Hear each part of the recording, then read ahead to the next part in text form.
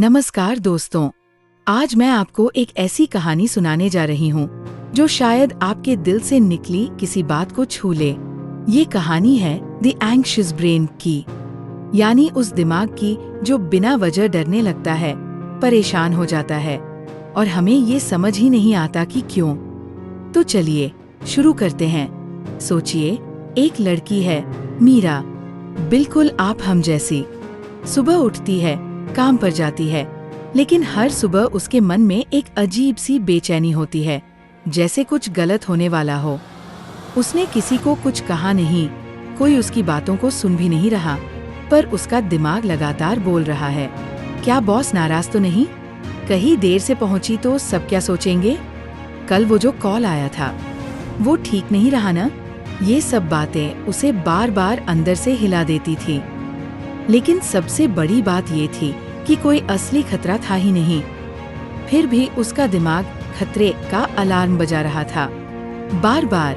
अब सवाल ये है, ये दिमाग ऐसा क्यों करता है? कहानी यहीं से शुरू होती है। हमारे दिमाग में एक हिस्सा होता है, अमेगडला। ये एक तरह का इमोशनल अलार्म है। जब भी कोई खतरा होता है, अमेगडला हमें अलर्ट करता है, भागो, कुछ गड़बड़ है।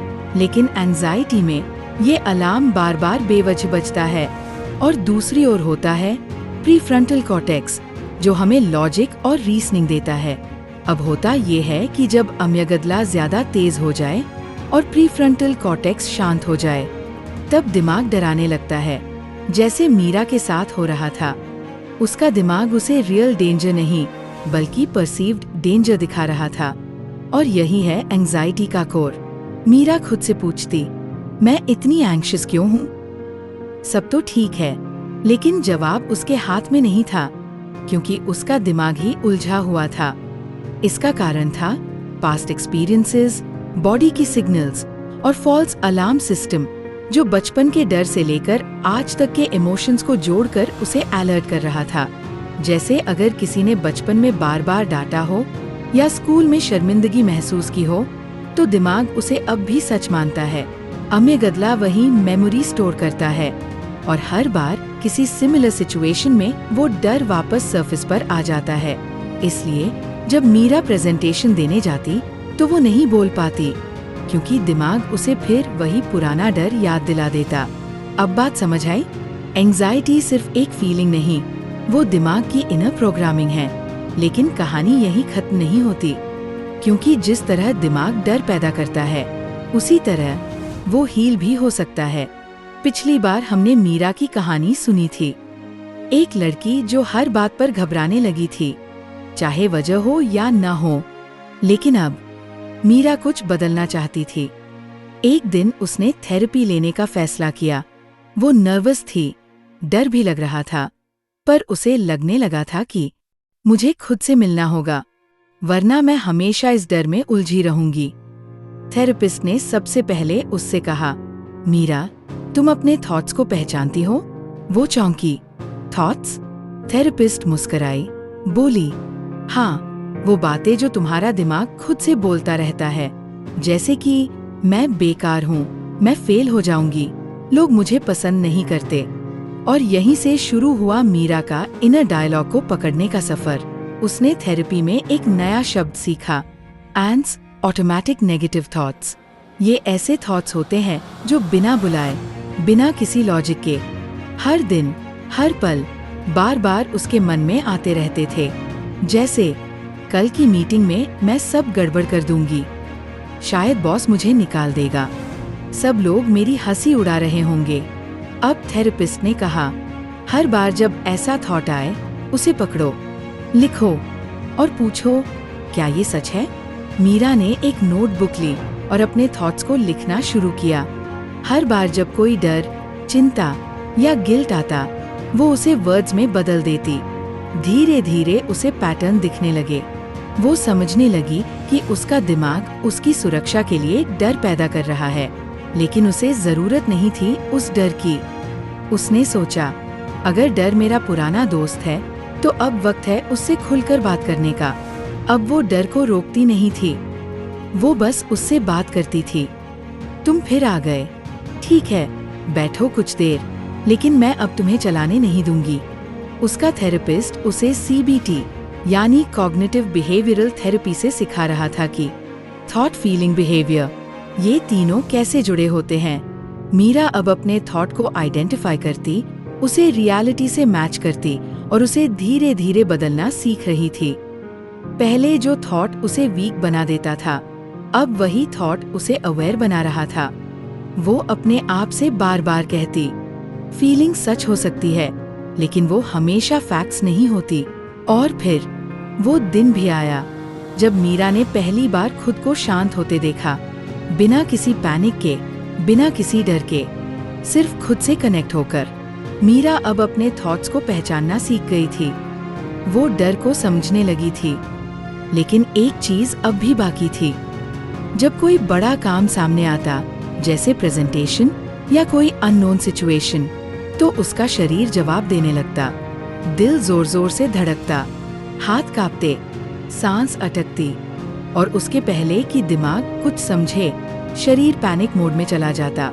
एक दिन थेरेपिस्ट ने उससे पूछा, मीरा, क्या तुम्हें पता है कि तुम्हारा बॉडी और ब्रेन कनेक्टेड है? मीरा ने धीरे से सिर हिलाया। थेरेपिस्ट ने कहा, जब बॉडी पैनिक करती है तो ब्रेन को लगता है कि खतरा है, लेकिन अगर तुम बॉडी को शांत कर दो तो ब्रेन खुद ब खुद रिलैक्स करने लगता है। और यहीं से शुरू हुई मीरा की जर्नी, बॉडी से ब्रेन तक पहुंचने की। उसने सीखना शुरू किया डीप ब्रीदिंग। सबसे पहले उसने 4 जुलाई 2008 टेक्निक सीखी। 4 second inhale, 7 second hold, 8 second exhale. शुरुआत में मुश्किल थी, मन भागता था, पर धीरे धीरे मीरा ने एक नई शक्ति महसूस की, सांसों की शक्ति। जब भी एंग्शियस फीलिंग आती, वो कुछ नहीं करती, बस बैठ जाती, आंखें बंद, और धीरे धीरे सांस लेना शुरू करती। धीरे धीरे दिल की धड़कनें धीमी हो जाती, दिमाग शांत हो जाता, और वो खुद से कहती, मैं सेफ हूँ, ये डर मेरा सच नहीं है। थेरेपिस्ट ने उसे एक और टूल सिखाया, प्रोग्रेसिव मसल रिलैक्सेशन। हर मसल ग्रुप को टाइटन और फिर रिलैक्स करना, जैसे बॉडी को खुद की केयर देना। मीरा अब अपने शरीर के सिग्नल्स को समझने लगी थी। पहले जो पैनिक को खतरा मानती थी, अब वो उसे बॉडी का लैंग्वेज समझने लगी थी।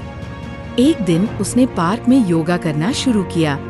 हर पोज में वो खुद से जुड़ने लगी। ग्राउंडिंग टेक्निक्स ने उसे सिखाया, जब माइंड भटके तो अपने सेंसेस का यूज करो, देखो, सुनो, महसूस करो। उसने पेड़ की पत्तियों को गौर से देखा, सूरज की गर्माहट को हाथों पर महसूस किया, पंछियों की आवाज को सुनते हुए इनर पीस को पाया। अब एंजाइटी आती थी, लेकिन मीरा डरती नहीं थी, क्योंकि उसके पास उसकी सांसें थीं, उसका खुद का कामनेस टूल। कभी जो मीरा अपनी ही सांसों से घबराती थी, अब वही मीरा उन सांसों के साथ एक एक कदम चलना सीख चुकी थी। एंजाइटी अब उसकी एनिमी नहीं रही, बल्कि एक सिग्नल बन गई, जो कहता था, हे मीरा, कुछ है जो तुम्हें सुनना है, समझना है। अब थेरेपी, ब्रीदिंग और अवेयरनेस ने मीरा को वो टूलकिट दे दी थी, जो किसी आर्मों से कम नहीं थी। लेकिन हीलिंग कोई सीधा रास्ता नहीं होता, कई बार वापस गिरने का डर होता है। मीरा ने भी कई बार खुद को फिर से उलझते देखा, पर फर्क ये था, अब वो वहाँ अटकती नहीं थी।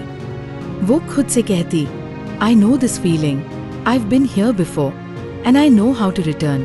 उसने अपने थेरेपिस्ट की मदद से कुछ लॉन्ग टर्म हैबिट्स बनाई। ग्रैटिट्यूड जर्नलिंग, हर रात 3 चीजें लिखना जिनके लिए वो थैंकफुल थी। कंसिस्टेंट स्लीप रूटीन, ताकि बॉडी को आराम मिले। कैफीन कम करना, क्योंकि छोटी छोटी चीजें भी एंग्शियस ब्रेन को बिगाड़ सकती है। सपोर्ट सिस्टम बनाना, जिससे वो अकेली न महसूस करे। धीरे धीरे, हफ्तों से महीनों में, मीरा का एंग्शियस ब्रेन एक अवेयर और कॉन्फिडेंट माइंड में बदलने लगा। अब वो जब किसी नए प्रोजेक्ट में जाती तो डर आता जरूर, पर वो मुस्कुराकर कहती, चलो फिर से मिलते हैं, पुराने दोस्त। उसने डर को रोकना नहीं सीखा, उसके साथ चलना सीखा। अब वो खुद को जज नहीं करती, वो खुद को समझती है। और यही सबसे बड़ी विक्ट्री है, सेल्फ अंडरस्टैंडिंग। तो दोस्तों, ये थी मीरा की कहानी, द एंग्शियस ब्रेन की। एक ऐसी कहानी जो शायद आपकी भी हो सकती है।